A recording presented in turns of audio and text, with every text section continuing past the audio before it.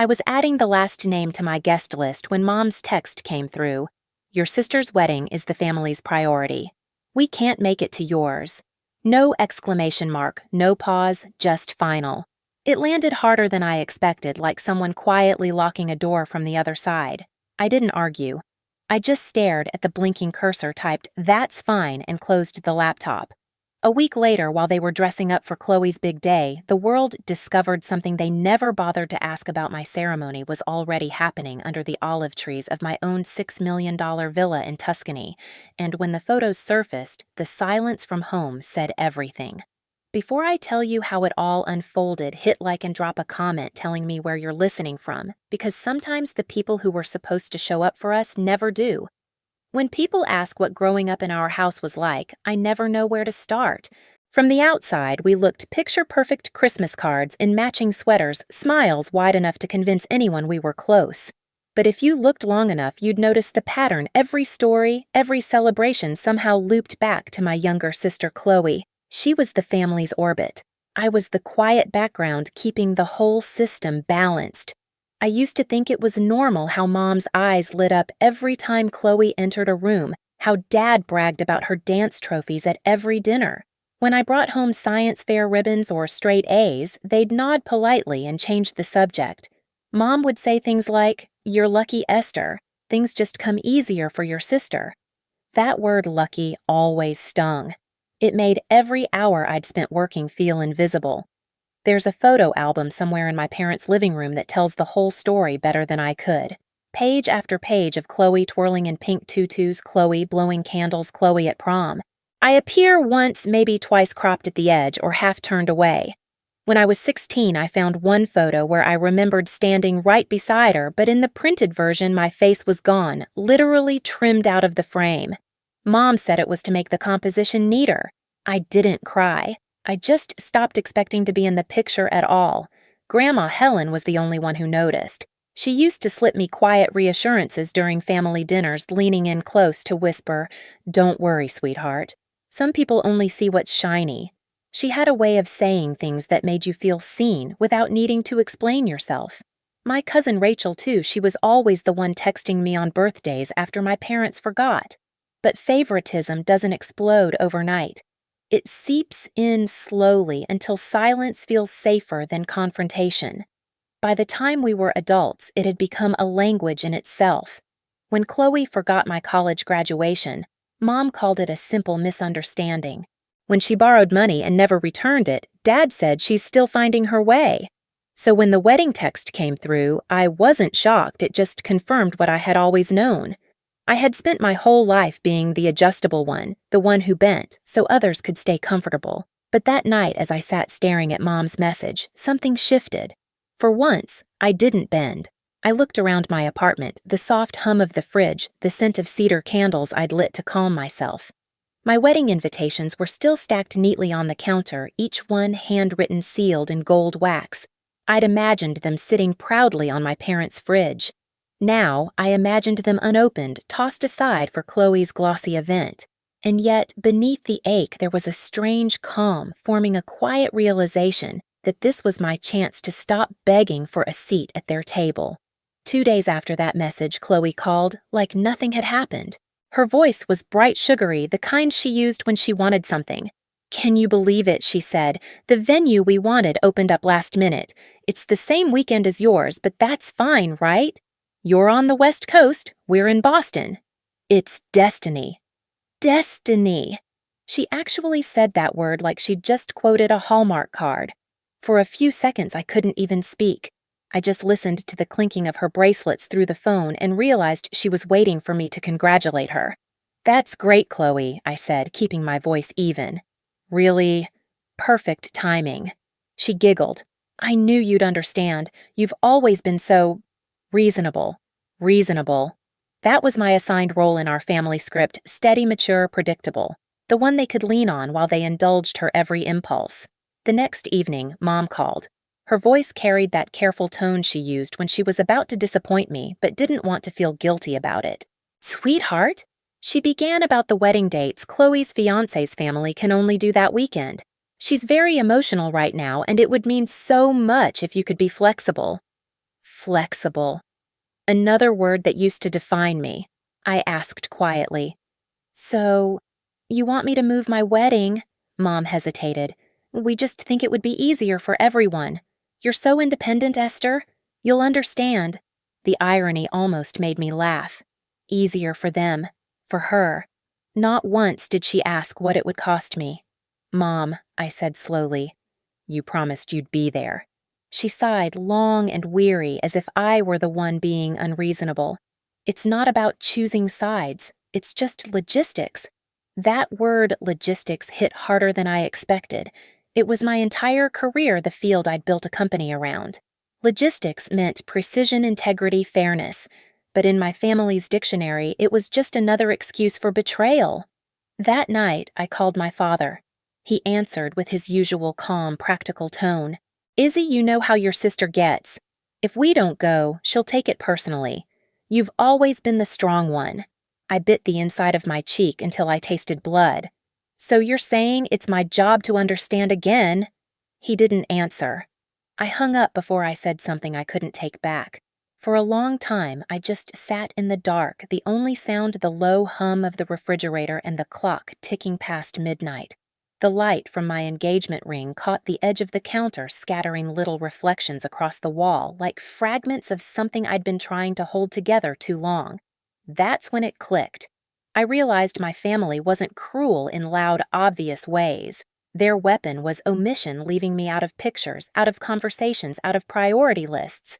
I'd been trained to interpret silence as love, not this time. I closed my laptop, opened my travel bookmarks, and clicked on a listing I'd saved months ago, a stone villa in Tuscany surrounded by olive groves. The photos glowed like a dream gold light on terracotta walls. If they wouldn't show up for me, I'd build something they could never ignore. The next morning, I booked a flight to Italy. No announcement, no family group chat, no dramatic goodbye, just a single decision made in silence. When the plane descended over the hills of Tuscany, the light was different, softer, almost forgiving. I rented a small car and drove through winding roads lined with cypress trees until I reached the villa I'd only seen in pictures. It was older than I'd imagined. Stone walls, the color of honey wooden shutters, cracked with age olive trees stretching beyond the horizon. The caretaker, an older man named Signor Rossi, handed me a ring of keys and said in careful English, "This place waits for someone who sees it." For the first time in months, I felt seen. Inside, the air smelled of earth and dust like a place that remembered every voice that had ever echoed through it. As I walked from room to room, I realized this wasn't just a house, it was a blank canvas, a chance to rebuild my story without anyone editing me out. Over the next few weeks, I poured myself into restoring it. I hired local craftsmen who treated every beam and brick as if it were sacred. The sound of hammers and laughter mixed with the hum of cicadas. Every evening, I'd sit on the terrace with a notebook sketching the courtyard for the wedding, one long stone table under a canopy of vines, strings of lanterns overhead. No family table, no seating hierarchy, just one place for everyone who chose to be there. The locals started calling me La Signora Silenciosa, the quiet lady. I liked that. My silence wasn't weakness anymore. It was strategy. When I called my fiancé and told him my plan, he didn't question it. He just said, "If this is what peace looks like for you, I'm in." And for the first time in my life, I believed someone meant it. A week later, I began sending out new invitations, not the embossed gold kind I'd sent before, but simple cream envelopes with olive leaves pressed inside. Handwritten, personal, sincere. The first went to Rachel, my cousin, who'd never forgotten my birthday. Then to Grandma Helen, who had always seen through the family's illusions. And one by one replies started coming in. Rachel called me first. We heard what happened. Aunt Judy told everyone Chloe's wedding was the main event. "We're done pretending. Send us the details, we'll be there." Her voice cracked halfway through, not from pity, but from loyalty. By the end of the week, flights were booked. Grandma messaged, "I've missed enough real love in my life." "I'll be in Tuscany, my dear." The group chat they started called itself The Real Family Table. Photos of passports, suitcases, and laughing emojis filled my phone. For the first time, I didn't feel abandoned. I felt chosen. And somewhere between the olive trees and the smell of fresh plaster, I realized this wasn't revenge. This was revelation. The morning of both weddings arrived under the same sun, two worlds unfolding miles apart. In Boston, the air was heavy with humidity and nerves. The hotel ballroom glimmered under chandeliers, but there was an uneasiness that even the florist couldn't hide. Half the chairs near the front sat empty. Mom stood by the entrance in her lavender dress, smiling too wide, pretending not to notice how many familiar faces were missing. Dad checked his watch, then his phone, then the door again. Maybe the flights got delayed. Mom whispered, her voice brittle, but no one was coming. Inside, Chloe adjusted her veil for the 5th time.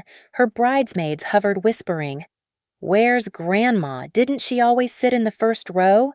Chloe's smile wavered. "She must be running late," she said, but her voice cracked. The photographer shifted awkwardly, repositioning the guests to make the room look fuller. "Maybe move everyone forward," he suggested gently. "Sure," Chloe said, forcing a laugh, but her hand trembled as she clutched her bouquet. Meanwhile, across the ocean, the same sunlight poured over rolling hills of Tuscany, catching on silver olive leaves. The villa glowed like a painting stone walls wrapped in vines, lanterns swaying in the breeze. The long table was set beneath the grape canopy lined with candles, wildflowers, and clay plates handmade by local artisans. Rachel's children chased each other between the trees. Eli strummed his guitar, softly testing the chords of a love song. Grandma Helen sat in the front row, holding a small olive branch she'd plucked that morning, a symbol of peace, she said. I stood inside, looking out through the open doorway. My wedding gown wasn't grand or glittering, just silk, simple and soft, catching the afternoon light. Lucia, the local chef who had become a friend, pinned a sprig of olive leaves into my hair and whispered, "For good fortune and for truth." When I stepped outside, the breeze lifted the veil from my shoulders. The guests turned faces glowing in the golden light. Grandma rose first, her eyes bright. "There she is," she said softly, and for the first time I believed her. There was no orchestra, no choreography, just Eli's guitar, the rustle of vines, and the sound of people who had chosen to be there. As I walked down the aisle, I thought about every empty chair that had once represented absence birthdays, forgotten graduations, unattended silences mistaken for peace. But here, every seat was filled. Every gaze met mine, unflinching. The officiant, a local friend of Lucia's, spoke in melodic English. "Love is not measured by how many are invited, but by who shows up." The words sank deep. When it was my turn to speak, I didn't read from paper. My vows came out like breath. To the ones who show up, I began, my voice steady. "This love is for you, for those who believed in me before I ever proved I was enough. For the ones who stayed when it wasn't convenient." Rachel wiped her eyes. Grandma nodded slowly, whispering, "That's my girl." When the ceremony ended, applause rose not loud, but warm, human, alive. The courtyard filled with laughter and the smell of truffle butter and rosemary. Lucia's kitchen doors swung open, carrying platters of handmade pasta and roasted vegetables. The lanterns above flickered on as the sky turned violet. It wasn't perfect. It was real. Halfway through dinner, Rachel showed me her phone. "They're talking about it already," she said, half laughing. Photos had begun circulating through the family group chats, candles, the villa, the table glowing under the grapevines, Grandma laughing with Eli's arm around her shoulder. Within hours, the images reached Boston. At the ballroom, Chloe was posing for her couple's portrait when one of the bridesmaids gasped, scrolling through her phone. "Wait! Isn't that your family?" "They're in Italy." "What?" Chloe frowned, snatching the phone. On the screen was a photo of me and my husband standing beneath the Tuscan sky lanterns glowing behind us, our family smiling around the table. Grandma holding up her olive branch. Rachel's kids throwing petals. Chloe froze. The photographer hesitated, lowering his camera. Around her, the murmurs started soft at first, then spreading. "Isn't that Aunt Marianne and Uncle Ray? I thought they were supposed to be here." Mom leaned over Dad's shoulder, eyes narrowing at the phone. "What is this?" she whispered. Dad's face drained of color. It's Esther's wedding. Chloe's breath hitched. They went to hers. Mom didn't answer. The silence stretched louder than any outburst could have been. Guests shifted uncomfortably. Someone coughed. The band played on, trying to fill the tension, but even the music sounded hollow. When the officiant toasted to family unity, no one raised a glass. Back in Tuscany, laughter rippled through the courtyard as Lucia poured wine into glasses and said, "Eat, drink, and remember why you came." Grandma leaned across the table and took my hand. "I've waited a long time to see this, Esther," she said. "This is what family was supposed to look like." The night deepened into gold and violet. Someone started a slow song, and guests began to dance barefoot on the stone floor. For a moment, I stepped away, walking toward the olive grove. The air smelled of wood smoke and lavender. The villa behind me glowed with life. My phone buzzed on the table messages, missed calls, unread voicemails. I didn't open them. I didn't need to. In Boston, Mom's voice trembled as she called again this time, leaving a message, "Esther, how could you do this to us? Everyone's talking about it." We looked like fools. I listened to it the next morning, sipping coffee under the same olive tree where I'd said my vows. The sun was rising, turning the hills amber. I hit play once more, then deleted it. They thought humiliation was the punishment. It wasn't. The real consequence was realizing that I had moved on without needing their permission. The photos kept circulating online, shared by cousins, reposted by friends. The image of Grandma raising her olive branch became the quiet symbol of our reunion. No captions, no explanations, just truth. For years, they had cropped me out of their pictures. This time, I didn't need to fight for space in theirs. I had built my own frame and filled it with light. The week after the weddings, Tuscany fell quiet again.